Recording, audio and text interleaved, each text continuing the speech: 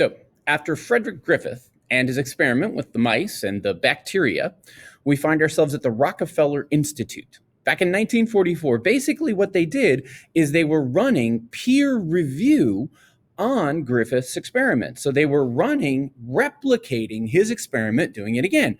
But because they're an institute, they had a lot more resources, they had a lot more money, they ran the same experiment. But what you can do in that situation with those bacteria is you can go ahead and apply a chemical that will destroy certain types of proteins. Apply another chemical that will break down they'll break down DNA, another chemical that will break down RNA, another chemical that will break down certain amino acids. Basically, what they could do is they could run the experiment and they could eliminate one particular molecularly significant thing from each of their trials.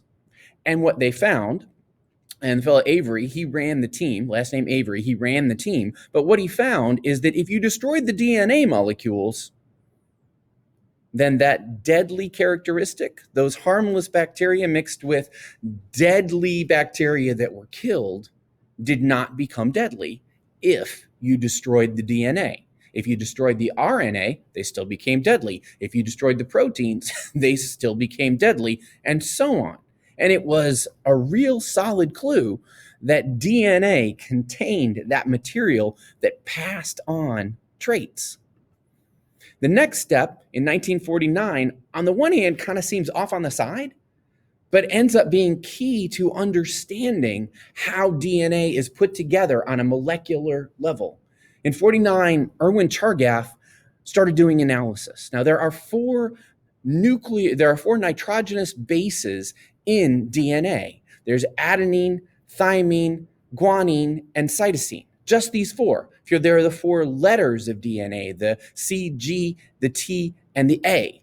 Well, what Chargaff found is that in all organisms, everything alive, the amount of adenine was equal to the amount of thymine. The amount of guanine was equal to the amount of cytosine. In DNA, this was always the case, no matter whether it was an ox or it was an owl or it was a tiny little bacteria. It didn't matter.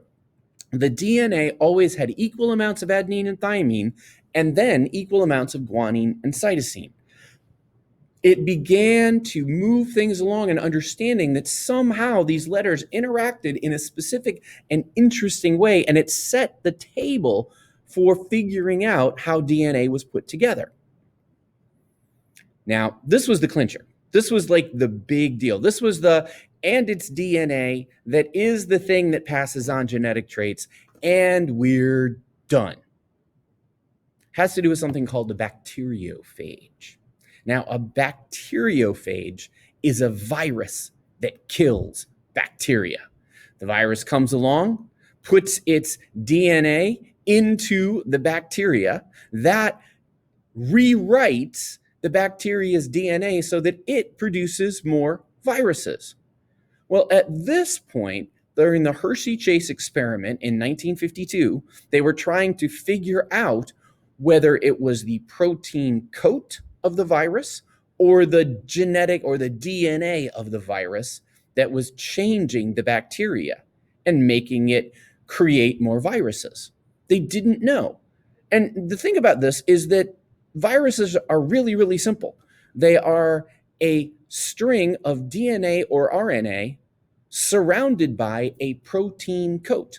That's all they are. They've only got those two parts. There aren't any other parts. So whatever the virus was doing that changed the bacteria, made it produce more viruses, was either from the protein coat or from the DNA inside the virus, one or the other. So they came up with a really clever, elegant way to test which one it was.